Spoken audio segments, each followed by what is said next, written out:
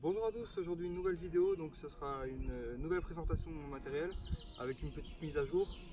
Cette fois-ci c'est pas l'intégralité de mon matériel comme la vidéo précédente en 2017, cette fois-ci ça va être un topo de ce que j'emmène sur mes bivouacs, donc vraiment que ce que j'emmène sur les bivouacs. C'est pour ça qu'il y a moins de choses, parce que la dernière fois c'était pas tout le matériel que j'emmène sur chaque bivouac, c'est tout ce que j'avais en gros. C'est pour ça qu'il y a des commentaires qui étaient assez drôles, bon c'est pas grave. Donc je vais vous montrer tout ça par module, je vais essayer de catégoriser ça. Voilà.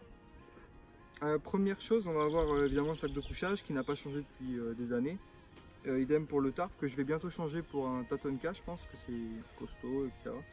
Parce que là, le RS a craqué, donc au bout de, je sais pas, peut-être 3-4 ans d'utilisation assez intense. Donc voilà, le sac de couchage qui n'a pas changé. Je vais avoir un Mac avec ses sangles. Donc tout ça, ça va être un peu le module abri. Ça, c'est tout ce qui compose mon camp, avec bien sûr tout ce qui est ficelle. J'utilise soit de la cisale, soit de la petite paracorde comme ça que j'ai fait que j'ai coupé et que j'ai rangé par petites sections. Donc ça dépend, hein, ça dépend des fois. Et éventuellement de la paracorde quand il y a besoin, qu'il y a du vent par exemple, la cisale suffit pas, ça peut péter. Voilà, ça c'est le module abri déjà. La deuxième chose, après le module un peu, on va dire, abri, on va avoir tout ce qui est cuisine. Donc on va avoir déjà la popote. La popote qui n'a pas changé. Je crois que c'est une Kelly Kettle 2,5 litres de mémoire. Donc c'est pas mal pour largement 2 personnes, c'est tranquille, donc il n'y a pas de souci. Avec sa petite gourde en inox toujours, là on est sur de l'inox les deux. La petite tasse à mon nom, n'est-ce pas, pour faire pas ma petite ça. Avec ça on va avoir le petit mug aussi toujours en inox. J'ai que de l'inox en fait ici. Parce que l'alu, je sais pas, j'aime pas trop. Ça c'est un peu fragile, c'est pas très bon apparemment pour la santé soi-disant. Voilà. Ensuite un peu le module flotte. On va avoir, alors moi j'ai pas la, je sais plus celle que tout le monde a un peu. J'ai pris la Lifestro parce que il y a combien, je crois 3000 litres d'autonomie, donc c'est largement suffisant pour moi. Et en même temps je crois qu'à chaque achat de Lifestro on a une petite partie qui revient à une association pour l'eau en Afrique, etc. Donc ça très bien. Une gourde d'1 litre Navienne, donc hyper costaud, ça n'a pas changé depuis des années. Et une petite en 500 ml avec uniquement du riz. Petit bidon souple de 5 ou 10 litres, 5 litres je pense.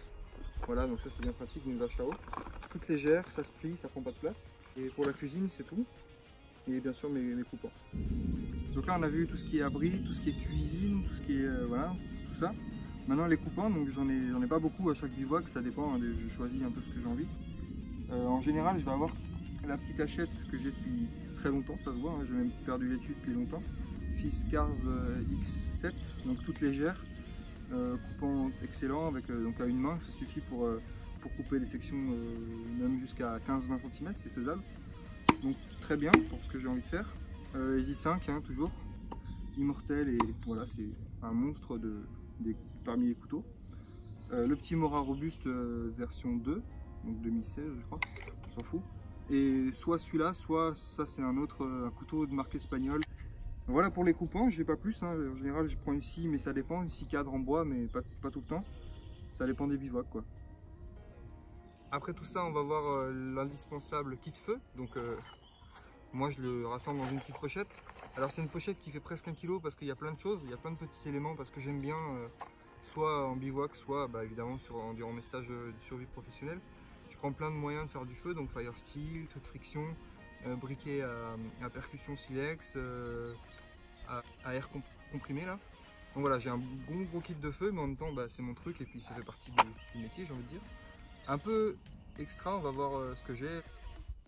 Alors au niveau un peu extra, un peu outils divers et variés, mais qui sont quand même bien indispensables pour moi. On va déjà avoir un petit panneau solaire, donc 27 watts, de la marque Do Hiker. Donc là on va l'ouvrir.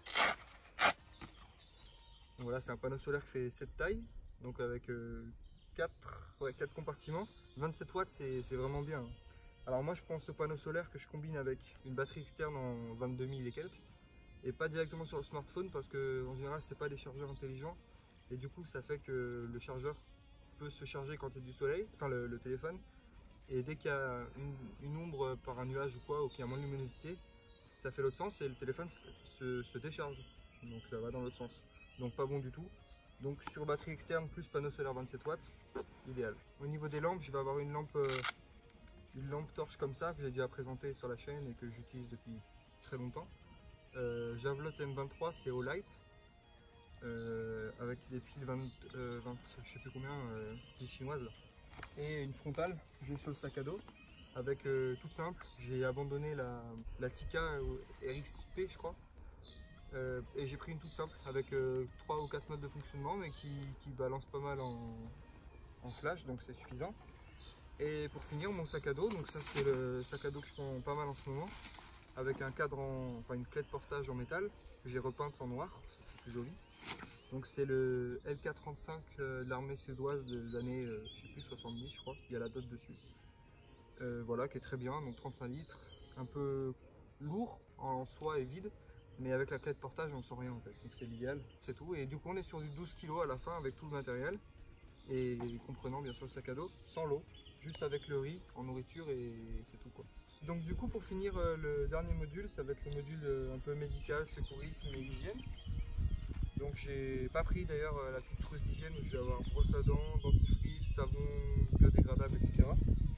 Mais j'ai déjà le médical.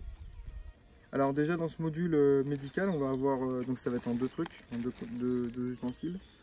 Le premier truc, ça va être une SAM Splint, là, c'est les attelles souples et rigides en même temps. Là. Enfin bref, on peut moduler comme on veut une petite attelle, les petits dessins, donc en cas de fracture. On va avoir donc l'attelle rigide au niveau du médical, et on va avoir aussi le trauma kit que j'ai déjà présenté sur ma chaîne. Alors pourquoi un trauma kit en forêt? Parce que j'ai jamais de bobologie, de petits trucs quand je suis en forêt, ça arrive jamais. Donc soit j'ai rien, soit j'ai un truc grave, c'est souvent ça. Enfin ça m'est jamais arrivé, mais c'est ce qui est plus potentiellement probable. Donc trauma kit, on va avoir tout ce que j'ai déjà présenté, le garrot et par exemple les pansements thoraciques. Alors pourquoi des telles choses qui sont souvent adaptées dans le tactique, dans le militaire, etc. ou même attentat? Parce que par exemple on peut avoir une perforation thoracique avec une branche qui pourrait nous tomber dessus sur le thorax éventuellement. Je sais que ça peut arriver, que dans des accidents de bûcheronnage ça peut arriver, donc en bivouac aussi. Donc plein de petites choses comme ça, un peu diverses et variées pour les accidents graves. Les ciseaux pour découper les vêtements, etc. La ventoline, etc. si on n'est pas tout seul. Enfin bref, plein de petites choses comme ça, mais pour moi indispensable. Hein, je fais vraiment attention à ce truc-là. Et pareil, je l'emmène avec moi quand je suis en stage professionnel. Et avec ça, voilà, c'est tout. Je crois qu'on a fait le tour. Merci d'avoir visionné et à la prochaine. Bye.